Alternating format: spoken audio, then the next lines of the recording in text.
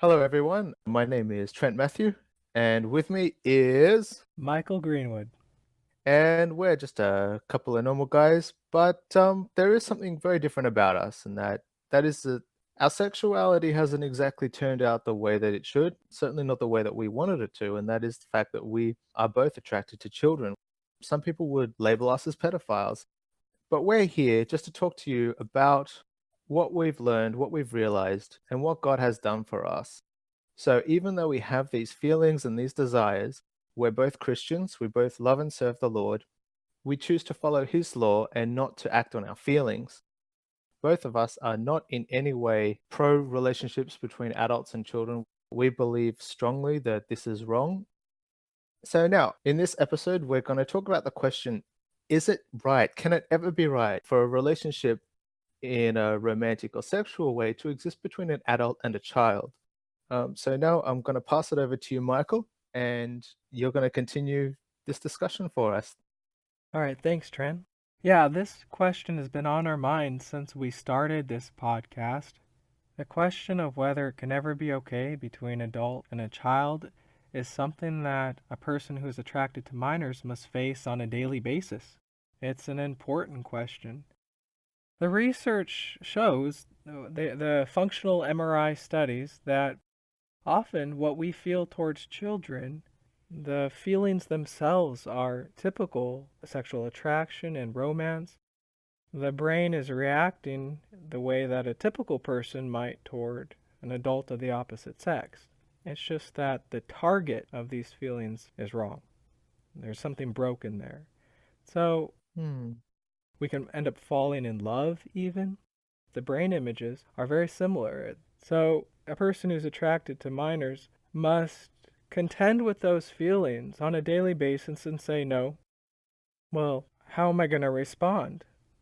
So we need strong answers to take that daily stand. And it's for our own selves and then also for the children around us.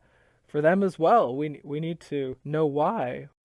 And so I Hmm. want to define this question more clearly.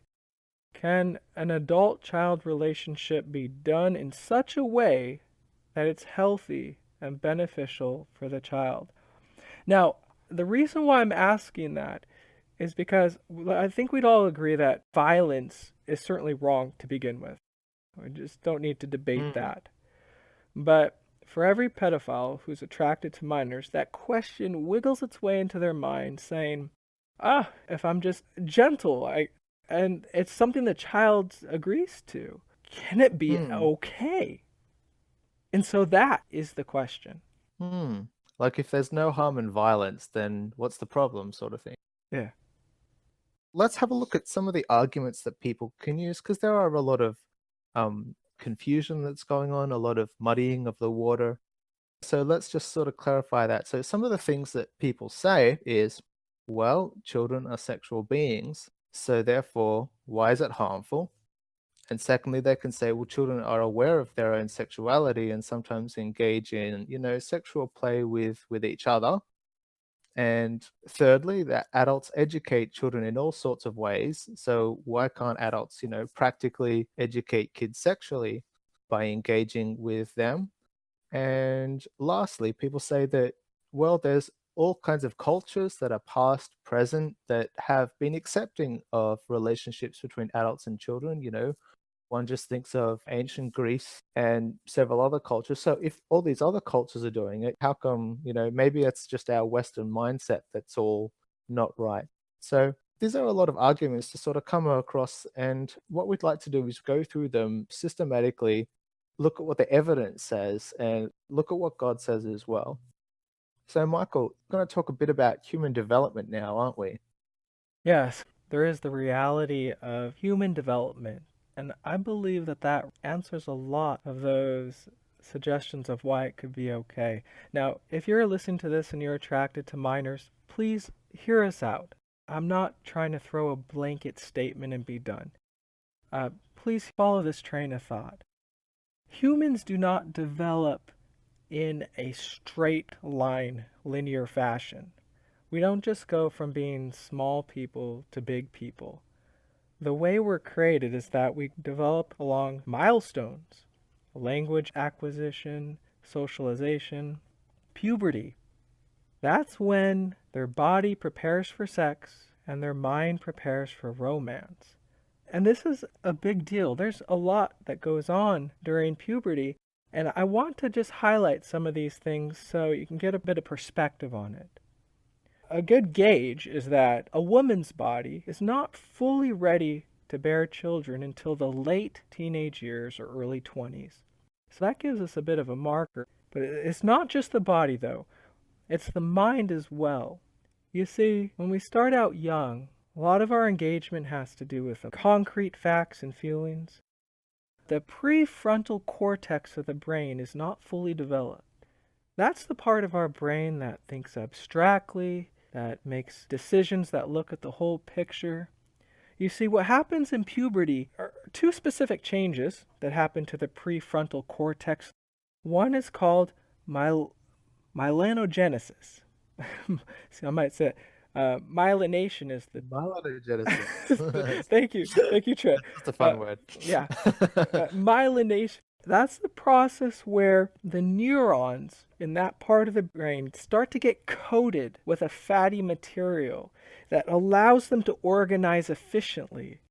So prior to that, it's sort of like a back roads network.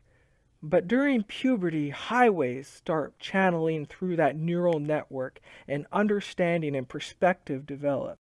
It creates the ability for abstract thinking, to anticipate outcomes, to understand how your actions will impact your life story. All that happens to a person during the teenage years. A second change is the neurotransmitter GABA starts to develop more strongly in the prefrontal cortex. When GABA gets stronger during the teenage years, a person gains a more steady response to emotions and impulse control. That allows a person to better understand how their actions and choices will achieve what they want. That's where romance, the capacity for romance emerges, where a person says, I choose this romantic relationship and I know how it's going to impact my story. All this capacity develops during puberty, but before that, it's not even there. It's not even there. And what's there is what we typically refer as the innocence of youth, that childish playfulness, naivety. This brain development continues actually until the mid-20s. That's when we really have our adult brain. And so no argument changes this fact of human development. Before puberty, these capacities have not happened. When we ask a child to be involved in a sexual romantic relationship prior to having that capacity, the answer is actually pretty clear. It exposes them to choices that they're not ready to make. There's emotions that swirl around without any resolution because it's like, what box does a child put it in? Is it like going to a carnival? Is it like a scary movie? Or is it like a secret between friends? You see, none of those boxes capture what it means to be in a romantic sexual relationship, but those are the only boxes the child has yet. Their brain simply hasn't developed any other the right boxes. It causes a fracturing in their relationships with others in their lives because it's just not a fit. How does that fit with parents or with teachers? No conclusion, and then it opens the door to choices into their future they might not be ready to make. Trent, we have some statements. Yeah, sure. So we collected a bunch of statements just to sort of show people what it's like to see things through the eyes of someone who has been abused. These statements are collected from the website rain.org, so that's RAINN.org. So Aline says this. She says, there was always that darkness inside of me, yet I didn't know the root cause of it all. The floodgates of my memory opened. I spent most of my 20s in a lot of pain trying to find my way out. Brian says, when I was younger, I didn't want anyone to be mad at me. I didn't want my abuser to be mad at me. I felt shamed for years because Not all of what I experienced was painful. When you're exposed to such a sexual activity in your formative years, it complicates so many things.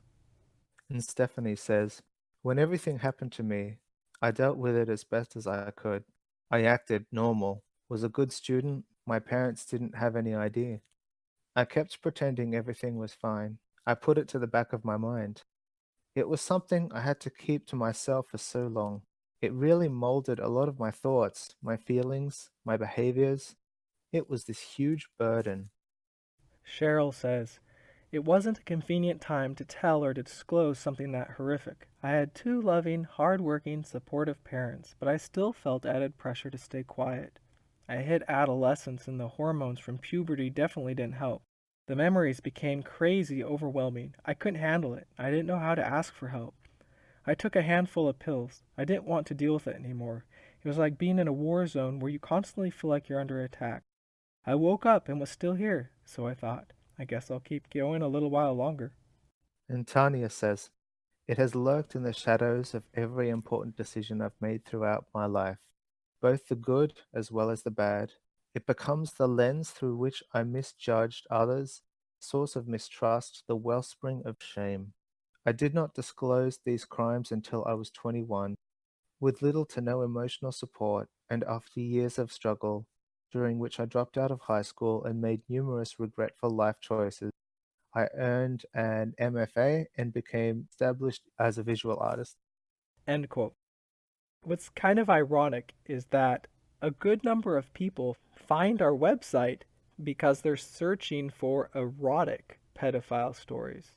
And if you're looking for pedophile stories, these are them. These are the real stories. So, because of how human development works, is why a sexual relationship between an adult and a child is unhealthy and harmful for the child. It really knocks everything out of kilter, doesn't it? All right, now some people might be asking though, what about children engaging in sex play with each other, like when they play doctors or so on? Well, yes, obviously this does happen, but at least here there's kind of an equal naivety in this sense. Both of the people involved are children, and even then, a good portion of harmful sexual abuse happens when an older child takes advantage of a younger child. Now, usually when this happens, adults step in and provide boundaries. They're able to talk about this stuff with their children if they catch their kids doing this sort of thing. But when this doesn't happen, though, children might quickly face consequences that they aren't even ready for. A second reason why a relationship between an adult and a child is not good is that it's also unequal. Even if a child says yes, he or she really doesn't understand what they're agreeing to, what the impact on their life story would be. If a child does not yet fully possess their sexuality, how can they give it away? How can they, with an informed choice, give themselves away when they don't fully possess that yet? And they don't understand the value of it either. And that's why the law says that a child cannot consent to a sexual relationship. The thing is that sexuality and romance is an incredible, valuable, and important part of life. Each of us has been given that gift of sexuality and to use it in a way that they choose. But if I approach a child and ask them to share that gift with me, they don't understand it the same way. They don't understand how it's going to impact their life story. There's not an equal footing. It's almost like I'm tricking them or robbing them, taking it from them when they don't know what it is that they're giving away. Therefore, not only is it unhealthy because of the developmental reasons, it's also morally wrong because there's not that equality. The adult is in a position of authority. They're bigger. They're financially capable. They can make choices in society. They have the knowledge and life experience. And that inequality, that power imbalance can never be removed from that relationship. To say it again, the child doesn't possess their sexuality. How can they give it away? Now, some people might say, but aren't adults supposed to educate children? I mean, we have sex ed set up in schools. But yes, adults should educate and guide children in healthy life experiences. I mean, there are life experiences that are age appropriate. Like a 40-year-old man cannot teach a 4-year-old child how to drive a car, for example. Some things are just age appropriate. You know, children can't serve in the military. They don't understand what war is and they can't deal with all of these emotional consequences and so on. So some of these activities require a great deal of maturity in order for them to be appropriate. And sexual activity is one of those things that needs a fully developed mind and body. So being sexually involved with a child is the complete opposite of what an adult should do to educate a child about sexuality. Instead, rather, the adult should model healthy boundaries that show that sexuality is special and reserved for married adults. I'd like to also address the question of cultures, because there have been cultures in the past, and there are some present, that have a more lenient view of an adult child relationship. But what we've shown here about human development and also equality is that there are some very definite issues. And the role of a society is to promote the good of the individuals in that society. And I will say that a society is only so good as it cares for those who are weakest. And Trent, as you, you had told me earlier, there's societies that are cannibals. Yeah, So we're willing to say that some societies are wrong. And yeah. children are some of the most vulnerable. And their right to their own sexuality, to choose for themselves once they're capable of choosing, which is after puberty. The society that protects that's the good society. And I've heard some people say in a goofy way, well, some children develop earlier, there's no magic age. Well, yes, there is a magic age. It's called puberty. I think it should also be pointed out that a relationship between an adult and a child is also damaging for the adult as well. The internet is full of stories of people who've killed themselves after the warm and fuzzy feelings have faded, like after the desire is gone, thinking of the child that they supposedly loved, knowing that they created a turmoil that the child must now face. As great as everything may feel in the moment, we have to recognize that children don't stay children forever. They grow up into adults and they're going to look back on this experience. And this is what happens when charges start getting pressed is when people grow up and they look back, they realize what happened to them. But another reason why it's harmful though is because it also stops adults from forming healthy relationships with other adults. If you're focused on kids, then you're going to cut out your friends, you're going to cut out your family. Everything else is going to seem completely boring compared to a relationship that you have with this or that child. And what you're doing is you're creating like this little fantasy world that you can get lost in, like this emotional attachment type bubble. It's not even the real world. It's like a substitute reality really that you can get caught up in where it's just you and the child and nothing else in the world really exists. And that's not true. That's a lie. It doesn't matter how you feel towards this person. Like eventually reality is going to catch up with you. You're going to have a hard fall in the end. And it's a tragedy when these things happen.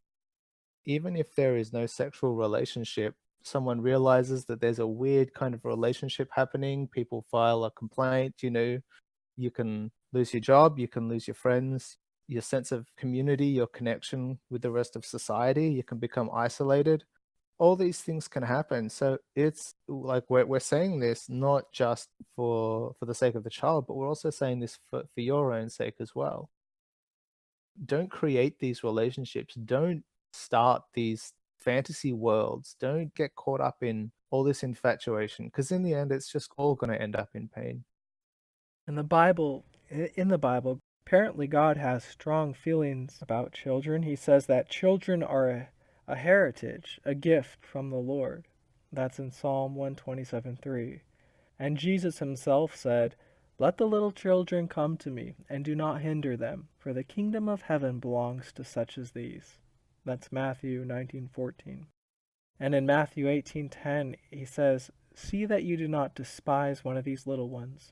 For I tell you that their angels in heaven always see the face of my Father in heaven. So we can be certain that God loves children, loves them very much.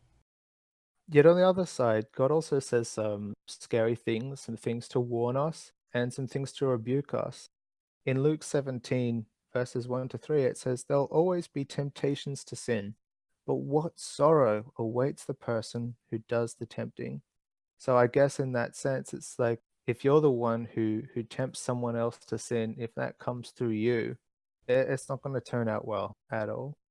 Mark 9:42 says, "If anyone causes one of these little ones who believe in me to stumble, it would be better for him to have a large millstone hung around their neck and to be drowned in the depths of the sea." You see, God takes it personally. He deals with people who cause children to sin. He deals with people who lead children in the paths that they should not go, in the ways that they should not walk. In 1 Timothy 5:24, it says, "The sins of some were obvious, reaching the place of judgment ahead of them. The sins of others trail behind them." So in that sense, it's like, some things are just obvious, right? But there are some sins that you might think that you can get away with them, even if there are people who might get away with stuff, even if they die in their sleep peacefully, people still have to give an account for every action to God. Even if you get away with stuff in this life, you will still face judgment. When we look at a child, we have to remember that they're not just a boy or just a girl, as if that were some sort of static creature. It's a stage of development. That boy or that girl represents an entire life: baby, child, teenager, adult. Too often in our fantasies, we create like a still image. The child and I, the child enjoying it, not recognizing that it's unhealthy and harmful to the child because of how human development works, and not recognizing that we're in this position of authority. We're making this happen because it can never be equal.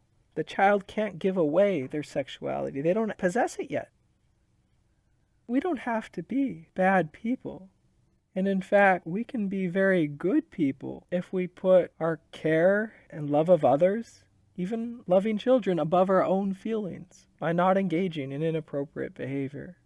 It's a noble thing to be a person attracted to minors who chooses to honor God and chooses to put the welfare of children above their own feelings. It is a daily sacrifice on our behalf. It is a daily choice. There's nothing wrong with it being a daily challenge. It just reaffirms the people who we are, who we want to be, our choice to love God. So if you're out there and if you're struggling, please contact us, and either Trent or myself will get back to you. Our email is support@christianpedophile.com. You can find that along with other articles and our earlier podcasts on our website, christianpedophile.com. Thanks for listening. We are praying for all of you guys. Please keep hoping. Please keep trusting. Goodbye. Bye.